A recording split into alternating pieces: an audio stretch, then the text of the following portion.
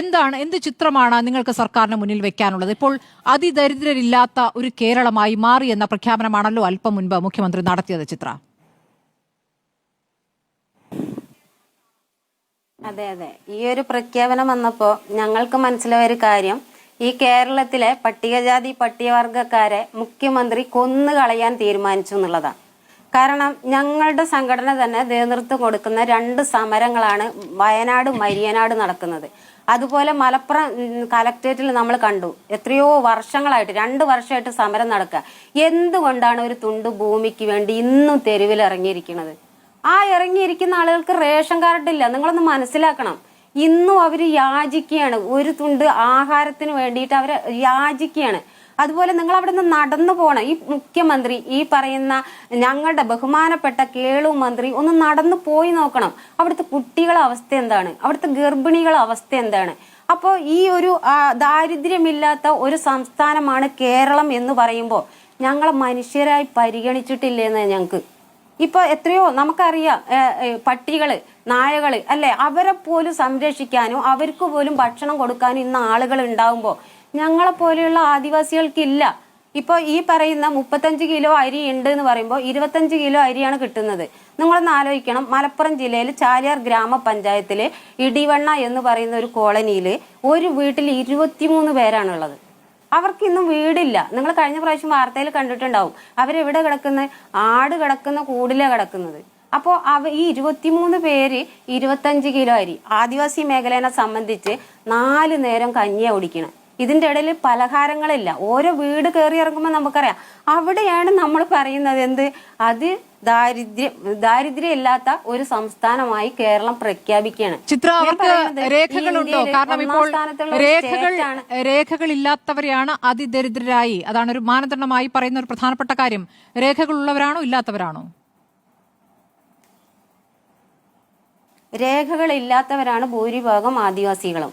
അതായത് ration card ഇല്ല. Ration card ഉണ്ടെങ്കിലാണല്ലോ നമുക്ക് ബാക്കിയുള്ള രേഖകൾ ഉണ്ടാവുള്ളൂ. രേഖകൾ ഉണ്ടെങ്കിലല്ലേ നമുക്ക് ബാക്കിയുള്ള അപേക്ഷകളും പദ്ധതികളിലൊക്കെ കൊടുക്കാൻ പറ്റുള്ളൂ. ഇന്നും ഞാൻ പറയില്ല, എനിക്ക് കൂടുതലൊന്നും ഇതിൽ പറയാനില്ല. പട്ടിണി എന്ന് പറയുന്ന ആ പട്ടിണി പാവങ്ങൾ, അത് ആദിവാസികൾ മാത്രമല്ല, പട്ടികജാതി വിഭാഗത്തിലും ഇതാണുള്ളത്. നമ്മൾ എടുത്തു പറയേണ്ടതാണ്. പട്ടികജാതി വിഭാഗത്തിൽ വരുന്നതല്ല, നമ്മൾ എടുത്തു പറയേണ്ട ഒരു വിഭാഗം കൂടിയാണ് പട്ടികജാതി എന്ന് പറയുന്നത്. അവരും ഈ ആദിവാസിക്ക് തുല്യമാണ്. ഇപ്പോൾ ആദിവാസി ഭൂസമരം ചെയ്യുമ്പോൾ പട്ടികജാതിക്കാർ ഈ കിടക്കുന്ന അവരെ ഒരു 3 സെന്റ് ഉണ്ടെങ്കിൽ അത് ആ പാവങ്ങൾ പണയം വെച്ചിരിക്കുക. എന്തിനു വേണ്ടി?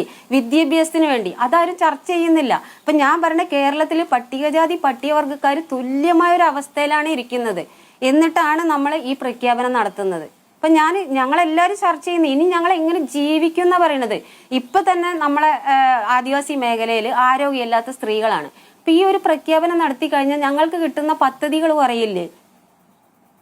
നമ്മളെ ഏറ്റവും വലിയൊരു സ്റ്റേറ്റാന്ന് പറയുമ്പോൾ കേന്ദ്രത്തിന്റെ ഫണ്ട് കുറയില്ലേ? ഞങ്ങൾ അത് ചിന്തിക്കണേ.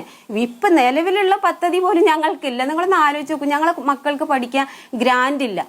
അതുപോലെ തന്നെ പല കാര്യങ്ങളും ഇല്ല. ഇപ്പൊ നിലമ്പൂരിലൊക്കെ വാർത്ത നിങ്ങൾ ശ്രദ്ധിച്ചു, ആംബുലൻസ് കിട്ടാതെ, വാഹനം കിട്ടാതെ മരണപ്പെട്ടു 2-3 ആളുകൾ ഈ ഒരു ദിവസത്തിന്റെ ഉള്ളിൽ. എന്തുകൊണ്ട്? ഫണ്ടില്ല ഞങ്ങൾക്ക് ചികിത്സയ്ക്ക് തരാനുള്ള ഫണ്ടില്ല, കുട്ടികൾക്ക് പഠിക്കാനുള്ള ഫണ്ടില്ല.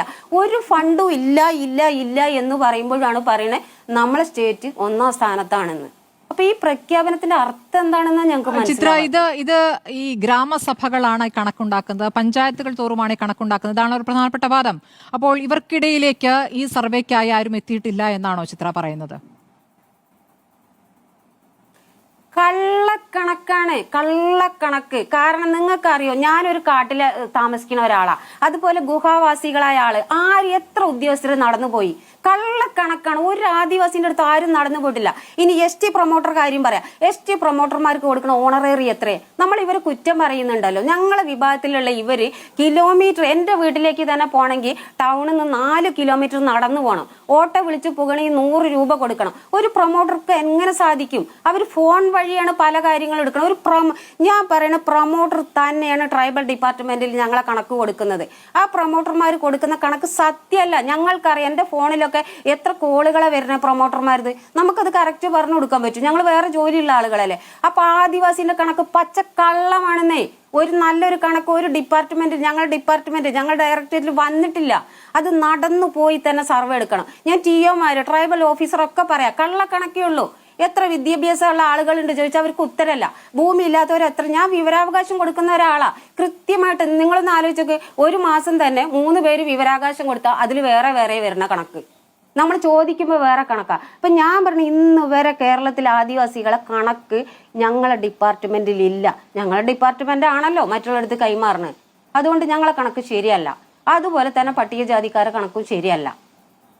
പിന്നെ എവിടെ ഇവർ കണക്ക് ശരിയാന്ന് പറയുന്നത്? പിന്നെ ഞങ്ങൾക്ക് ഗ്രാമസഭ മാത്രമാണോ ഊരുകൂട്ടം? എവിടെയാണ് ഊരുകൂട്ടം കൂടുന്നത്? എത്ര മെമ്പർമാര്, എത്ര TOമാര് ഒന്ന് പറയട്ടെ. കൃത്യമായി ഊരുകൂട്ടം കൂടുന്നത് എവിടെ? 3 മാസത്തിലൊരിക്കൽ ഞങ്ങൾക്ക് ഊരുകൂട്ടം കൂടണം. ഒരു സ്ഥലത്ത് ഊരുകൂട്ടം നടക്കുന്നില്ല.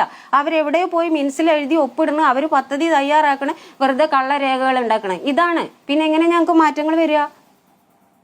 ശരി, ആശങ്കപ്പെടുത്തുന്ന കണക്കുകളാണ്.